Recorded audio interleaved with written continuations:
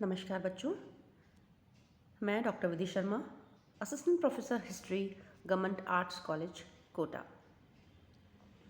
आज के इस वीडियो में हम विजयनगर और बहमनी साम्राज्य के बारे में चर्चा करेंगे। यह एक विशद टॉपिक है, इसलिए आगे आने वाले कुछ वीडियोस में हम इसको कंप्लीट करने की कोशिश करेंगे। तो आज हम बात करते हैं विजयनगर साम्राज्य के राजनीतिक इतिहास की। 1336 में विजयनगर साम्राज्य की स्थापना विशेष रूप से दक्षिण भारत और सामान्य रूप से भारत के इतिहास की एक महान घटना है। दक्षिण भारत में तुगलक सत्ता के विरुद्ध होने वाले राजनीतिक और सांस्कृतिक आंदोलन के परिणाम स्वरूप इसकी स्थापना हुई। संगम के 5 पुत्रों में से 2 हरिहर और बुक्का ने इस साम्राज्य की स्थापना 1336 में की। हरिहर और बुक्का मूल रूप से वारंगल में काकतीय राजाओं के सामंत थे। बाद में उन्हें कंपली राज्य का मंत्री बना दिया गया। मोहम्मद बिन तुगलक के विरोधी विद्रोही बहाउद्दीन गुरशप को शरण देने के आरोप में मोहम्मद बिन तुगलक ने काम्पली पर आक्रमण किया, काम्पली को रौंद डाला और इन दोनों भाइयों को बंदी बना लिया गया और इनका बलात् धर्मांतरण करवा दिया गया। सुल्तान ने इन्हें अपनी सेवा में ले लिया और बाद में इन्हें दक्षिण में विद्रोह शांत करने के लिए भेजा गया, जहां उनके गुरु विद्यारण्य ने उन्हें शुद्ध कर पुनः हिंदू धर्म में दीक्षित किया और उन्होंने तुंगभद्रा नदी के दक्षिणी तट पर अनेगोंडी के सामने विजयनगर या विद्यानगर शहर की स्थापना की। इस कार्य में उन्हें अपने गुरु विद्यारण्य और वेदों के प्रसिद्ध भाष्यकार सायण से प्रेरणा मिली। अक्सर एमसीक्यू पूछा जाता है कि हरिहर और बुक्का के प्रेरक कौन लोग थे, तो विद्यारण्य और प्रसिद्ध वेद भाष्यकार सायण से उन दोनों को प्रेरणा मिली।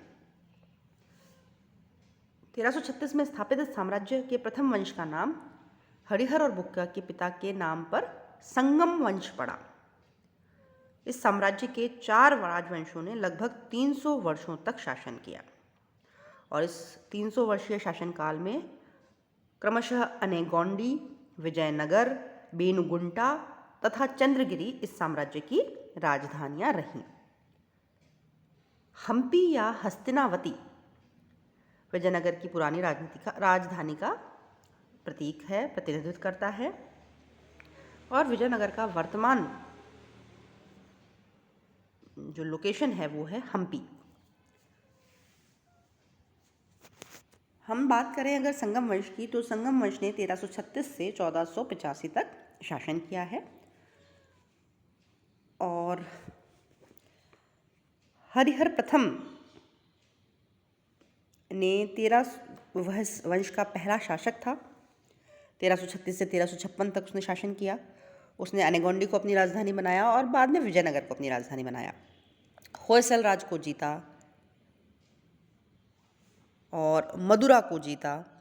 उसके बाद उसका भाई बुक्का फर्स्ट शासक हुआ। पहले वह संयुक्त शासक के रूप में काम कर रहा था। ओरिजिनली हरिहर और बुक्का संयुक्त रूप से शासन कर रहे थे। हरिहर की मृत्यु के बाद बुक्का शासक हुआ और बुक्का फर्स्ट ने 1374 में चीन में अपना दूतमंडल भेजा।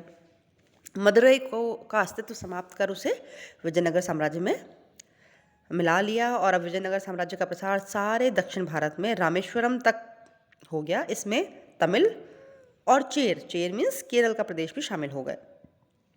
बुक्का प्रथम ने बहमनी सुल्तान मोहम्मद शाह फर्स्ट के साथ युद्ध किया, उसके साथ समझौता किया। इसके कारण इस समझौते की वजह से कृष्णा तुंगभद्रा नदियों के दोआब तक रायचूर क्षेत्र तक विजयनगर का अधिकार हो गया। धार्मिक दृष्टि से बुक्का फर्स्ट ने वेद मार्ग प्रतिष्ठापक की उपाधि ग्रहण की। फिर भी उसने जैन, बौद्ध, ईसाई और मुसलमान आदि लोगों को पूर्ण धार्मिक स्वतंत्रता प्रदान की। बुक्का प्रथम के समय में कृष्णा नदी को बहमनी और विजयनगर राज्य की सीमा मान लिया गया था। यह प्रश्न भी प्राय एमसीक्यूज में पूछा जाता है कि विजयनगर और बहमनी साम्राज्य की सीमा क्या थी। कृष्णा नदी विजयनगर और बहमनी साम्राज्य की सीमा थी। बुक्का प्रथम के बाद हरिहर द्वितीय शासक बना। वह शिव के विरूपाक्ष रूप का उपासक था, किंतु अन्य धर्मों के प्रति भी सहिष्णु था। उसकी सबसे बड़ी सफलता पश्चिम में बहमनी राज्य से बेलगांव और गोवा छीनना था। हरिहर द्वितीय के बाद देवराय प्रथम शासक बना। उसको राज्यारोहण के तुरंत बाद फिरोज शाह बहमनी के आक्रमण का सामना करना पड़ा और वह बहमनी शासक के हाथों हार गया। उसे मोतियों हाथियों के रूप में 10 लाख रुपए का जुर्माना देना पड़ा और सुल्तान फिरोज शाह बहमनी के साथ अपनी पुत्री की शादी भी करनी पड़ी और दहेज के रूप में दोआब क्षेत्र में स्थित बांकापुर भी सुल्तान को देना पड़ा ताकि भविष्य में युद्ध की गुंजाइश न रहे। दक्षिण भारत में यह इस प्रकार का पहला राजनीतिक विवाह नहीं था। इससे पहले भी खेरला के राजा ने शांति स्थापित करने के लिए फिरोज शाह बहमनी के साथ अपनी पुत्री की शादी की थी। देवराय II ने कई सारी जन कल्याणकारी योजनाएं बनाई। 1410 में उसने तुंगभद्रा पर बांध बनाकर अपनी राजधानी विजयनगर तक नहरें निकलवाईं। इससे राजधानी में जल के अभाव की समस्या समाप्त हो गई। तो देवराय II ने क्या के संदर्भ में क्या महत्वपूर्ण चीज, देवराय फर्स्ट के संदर्भ में क्या चीज़ें महत्वपूर्ण हैं? फिरोज शाह बहमनी से हारा, अपनी पुत्री का विवाह फिरोज शाह बहमनी से उसे करना पड़ा और उसने तुंगभद्रा पर बांध बनवाकर विजयनगर तक नहरें बनवाई। इसी के शासनकाल में इटालियन ट्रैवलर इतालवी यात्री निकोलो कोंटी ने विजयनगर की यात्रा की और उसने बताया है कि विजयनगर में दिवाली और नवरात्र जैसे उत्सव मनाए जाते थे। देवराय फर्स्ट के समय में हरविलासम नाम के ग्रंथ की रचना श्रीनाथ द्वारा की गई, जो कि एक तेलुगु कवि था। इसके बाद देवराय द्वितीय का शासनकाल आता है। वह संगम वंश का महानतम शासक माना जाता है। कौन संगम वंश का महानतम शासक माना जाता है? देवराय द्वितीय, जिसका शासनकाल है 1422 से 1446 ईस्वी। इस शासक के अभिलेख संपूर्ण विजयनगर साम्राज्य में प्राप्त हुए हैं। उसका शासनकाल संगम युगीन विजयनगर साम्राज्य के वैभव और समृद्धि की पराकाष्ठा का सूचक है। उसकी प्रजा ने उसे इम्माड़ी देवराया या फिर प्रौढ़ देवराया अर्थात महान देवराय कहा है। उसकी प्रजा उसे इंद्र का अवतार मानती थी और उसे गजकटकर की उपाधि दी गई थी। गजबंटकर का अर्थ होता है हाथियों का शिकारी। उसके संदर्भ में महत्वपूर्ण बात यह है कि उसने बहमनी सेना का मुकाबला करने के लिए, बहमनी सेना के बराबरी करने के लिए अपनी सेना में मुसलमानों को भर्ती किया और उन्हें जागीरें भी दी। देवराय द्वितीय के समय में ईरानी राजदूत अब्दुल रज़ाक ने विजयनगर की यात्रा की और उसने संसार के सबसे शानदार नगरों में से एक बताया है विजयनगर को। उसके समय में एक और यात्री आया, पुर्तगाली यात्री था नुनीज़। उसने कहा कि क्विलान, श्रीलंका, पुलिकट, पेगु, तेंसरीम, जो कि बर्मा और मलाया का क्षेत्र है, उसको तेंसरीम कहा जाता था, कि राजा देवराय द्वितीय को कर देते थे। वह भी कला और साहित्य का महान संरक्षक था, खुद संस्कृत का निष्णात विद्वान था और उसने 2 संस्कृत ग्रंथों, महानाटक सुधानिधि और बादरायण के ब्रह्मसूत्र पर टीका भी लिखी है। इसके बाद अगला शासक आता है, वह है मल्लिकार्जुन 1446 से 1465 तक। उसने उड़ीसा और बहमनी राज्यों उसके काल में उड़ीसा और बहमनी राज्यों ने विजयनगर पर आक्रमण किया। मल्लिकार्जुन को भी प्रौढ़ देवराय कहा जाता है, लेकिन उसके शासनकाल में विजयनगर साम्राज्य का पतन प्रारंभ हो गया। चीनी यात्री माहुआन 1451 में मल्लिकार्जुन के समय विजयनगर आया था और संगम वंश का अंतिम शासक हुआ विरूपाक्ष द्वितीय। पहला शासक हरिहर फर्स्ट और अंतिम शासक विरूपाक्ष द्वितीय, जिसने 1465 से 1485 ईस्वी तक शासन किया। अगला जो वंश है वह है सालुव या सालुम्ब वंश, जिसका 1485 से 1505 तक शासन रहा।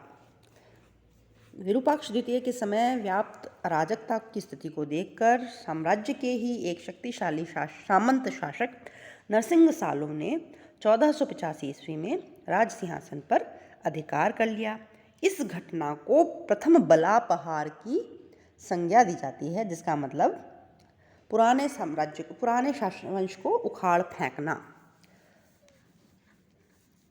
इस वंश का संस्थापक सालुव नरसिंह बना। सालुव ने क्या किया?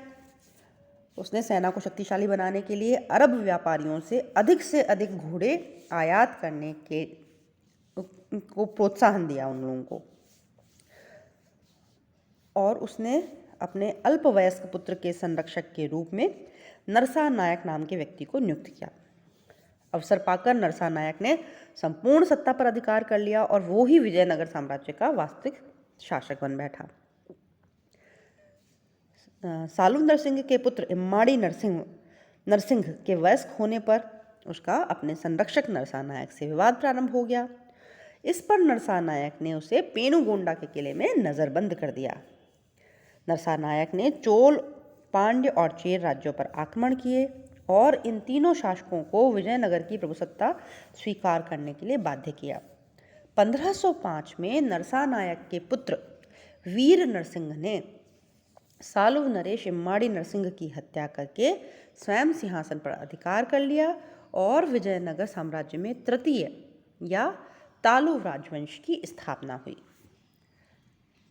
तालुव राजवंश का जो काल है वह है 1505 से 1570 और इसका संस्थापक है वीर नरसिंह, और इसने जो कार्यवाही की है इम्माड़ी नरसिंह को की हत्या की, उसे कहा जाता है द्वितीय बलापहार। द्वितीय बलापहार एक्सक्यूज मी। वीर नरसिंह ने जो ये काम किया उससे संपूर्ण विजयनगर साम्राज्य में उसके विरुद्ध व्यापक असंतोष फैल गया। अपने शासन के 4 वर्षों में उसे आंतरिक विद्रोहों और बाह्य आक्रमणों का मुकाबला करना पड़ा। 1509 में उसकी मृत्यु के बाद उसका छोटा भाई कृष्णदेव राय सिंहासन पर आसीन हुआ। तालुव वंश का संस्थापक कौन? वीर नरसिंह। उसकी मृत्यु के बाद गद्दी पर कौन बैठा? उसका छोटा भाई कृष्णदेव राय। कृष्णदेव राय संपूर्ण विजयनगर साम्राज्य का महानतम शासक कहलाता है। कृष्णदेव राय का कार्यकाल है 1509 से 1529 ईस्वी। कृष्णदेव राय ने बड़ी विषम परिस्थितियों में गद्दी प्राप्त की थी। विजयनगर के अनेक सामंत विद्रोही हो गए थे। उड़ीसा के गजपति नरेश साम्राज्य के पूर्वी और उदयगिरी क्षेत्रों पर अधिकार कर चुके थे। उत्तर और पश्चिम में बीजापुर और पुर्तगाली भी विजयनगर पर अधिकार करने की योजना बना रहे थे। तो सबसे पहले तो उसने विद्रोही सामंतों का दमन किया। 1513 में उसने गजपति के शासक से उदयगिरी जीता और 1520 में उसने बीजापुर को हराकर संपूर्ण रायचूर दोआब पर अधिकार कर लिया।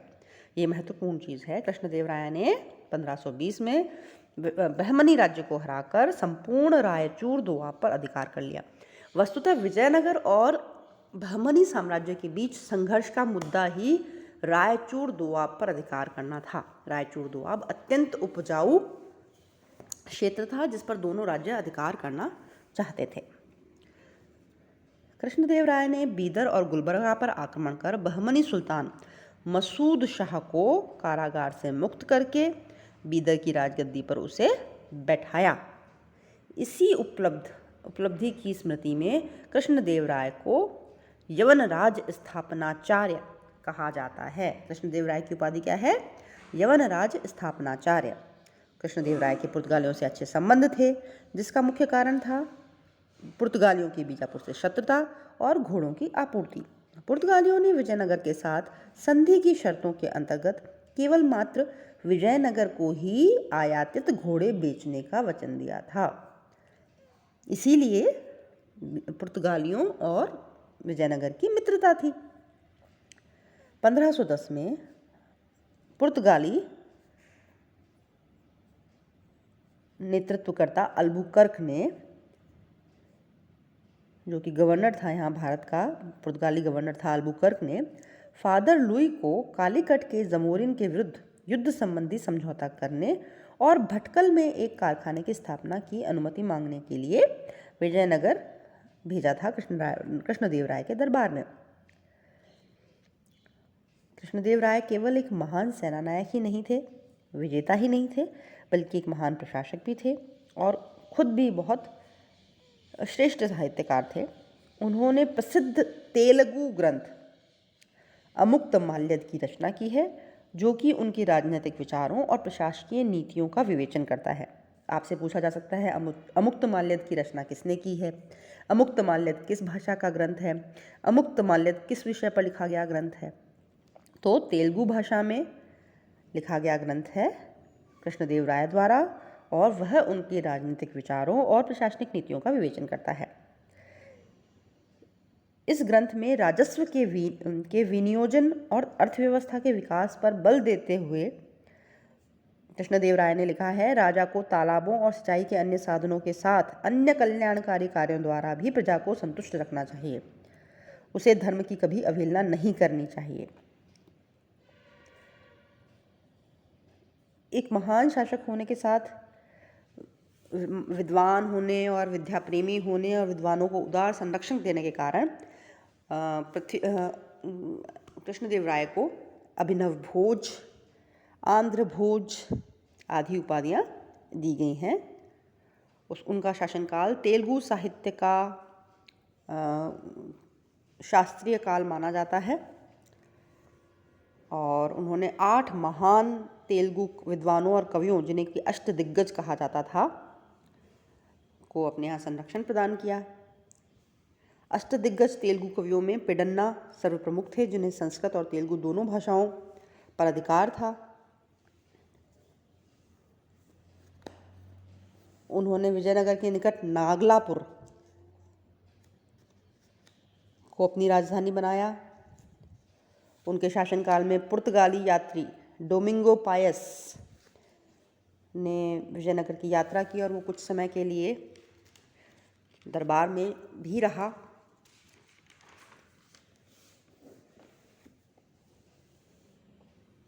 एक अन्य पुर्तगाली यात्री डुआर्टो बारबोसा ने भी इस काल में विजयनगर की यात्रा की है और यहाँ के आर्थिक जीवन पर बहुत अच्छा वर्णन छोड़ा है। कृष्णदेवराय के संदर्भ में एक और महत्वपूर्ण बात यह है कि उन्होंने विवाह कर जैसे अलोकप्रिय करों को समाप्त करके प्रजा को करों से राहत प्रदान की। और एक अन्य महत्वपूर्ण चीज़ ये है कि बाबर ने अपनी आत्मकथा बाबरनामा में कृष्णदेवराय को भारत का सर्वाधिक शक्तिशाली शासक बताया है। कृष्णदेवराय ने 1000 राम और विट्ठल स्वामी मंदिरों का निर्माण कराया। कृष्णदेवराय के बाद अच्युत देवराय 1529 से 1542 अपने विजयनगर साम्राज्य के सम्राट बने। उसने कृष्णदेवराय के दामाद राम राय को शासन में सहभागी बनाया। ये बात ध्यान रखिए, राम राय कौन थे? कृष्णदेवराय के दामाद। और कृष्णदेवराय ने ही अच्युत देवराय को अपना उत्तराधिकारी नियुक्त किया था।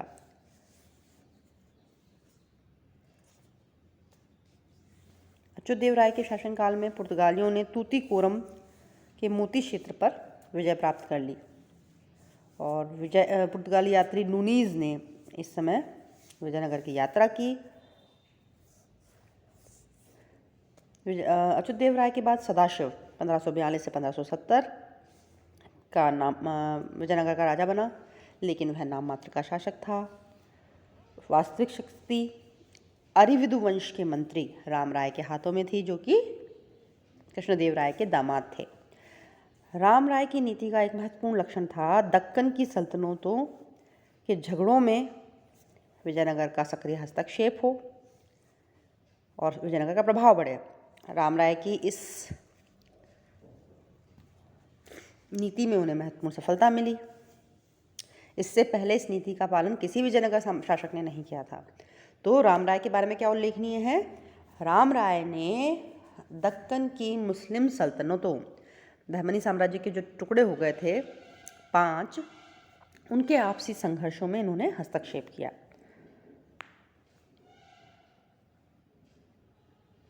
उसने पुर्तगालियों से एक व्यापारिक समझौता किया और बीजापुर के राजा को घोड़ों की बिक्री बंद कर दी गई।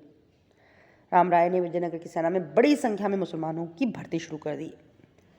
अब आता है विजयनगर साम्राज्य का पतन करने वाला महत्वपूर्ण युद्ध, जिसे कि तालीकोट का युद्ध, रक्षसी तंगड़ी का युद्ध या फिर बन्नी हट्टी का युद्ध कहा जाता है।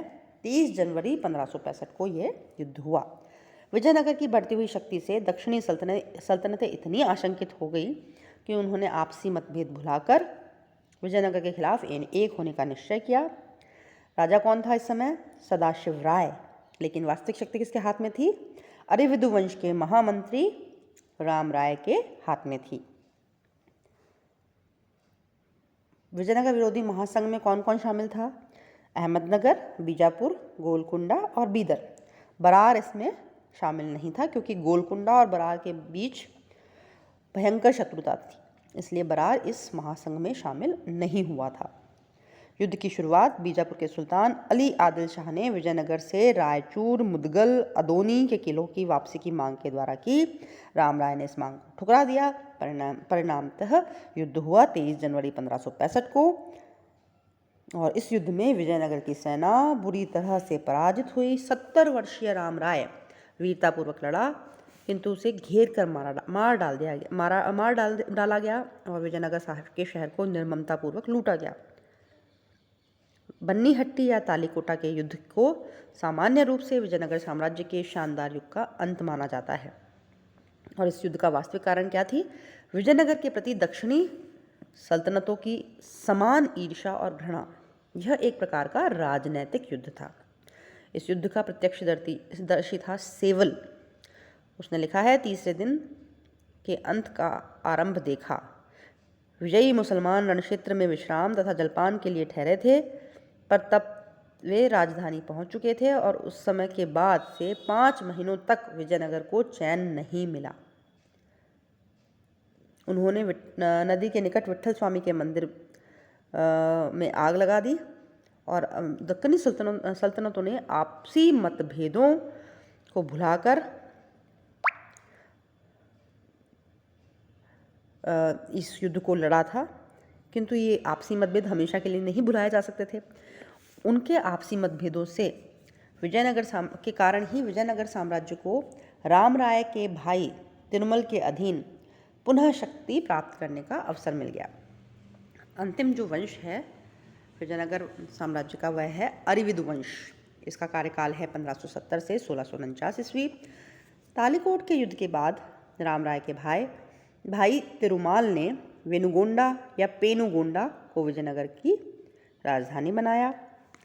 उसने तालु वंश के अंतिम शासक सदाशिव को अपदस्थ करके अरिविदु वंश की स्थापना की। 1586 में वेंकट द्वितीय गद्दी पर बैठा और उसने चंद्रगिरी को अपनी राजधानी बनाया। बाद में उसने पुनः पेनुगोंडा अपनी राजधानी स्थानांतरित कर ली और वेंकट द्वितीय को ही विजयनगर साम्राज्य का अंतिम महान शासक माना जा सकता है, जिसने साम्राज्य को अक्षुण्ण रखा। 1612 में ओयडियार ने उसकी वेंकट द्वितीय की अनुमति लेकर श्रीरंगपट्टम की सूबेदारी को नष्ट होने पर मैसूर राज्य की स्थापना की। मैसूर राज्य की स्थापना किसके समय में हुई? विजयनगर साम्राज्य के शासक वेंकट द्वितीय के काल में 1612 में हुई, ओडियार वंश के समय। और फिर इसके बाद हम मैसूर में किसको देखते हैं? हैदर अली और टीपू सुल्तान को। इसी ओडियार वंश के अधीन हैदर अली ने राइज होना शुरू किया था। वेंकट द्वितीय का स्पेन के शासक फिलिप द्वितीय के साथ सीधा पत्र व्यवहार था और 1598 में वेंकट ने ईसाई पादरियों का अपने दरबार में स्वागत किया। वेंकट द्वितीय की चित्रकला में बहुत रुचि थी, यूरोपीय चित्रों को बहुत पसंद करता था। उसने 2 जेसुइट चित्रकारों को अपनी सेवा में रखा। अरेविदु वंश लगभग 17वीं शताब्दी के अंत तक जीवित रहा, किंतु इस वंश के काल में विजयनगर के अधिकतर नायकों ने अपनी स्वतंत्रता घोषित कर दी और श्रीरंग तृतीय विजयनगर का अंतिम शासक हुआ। इसी के साथ विजयनगर के राजनीतिक इतिहास की चर्चा हम यहीं समाप्त करते हैं। विजयनगर का प्रशासन और सामाजिक जीवन, सांस्कृतिक जीवन हम अपने अगले वीडियोज़ में डिस्कस करेंगे। Thank you very much.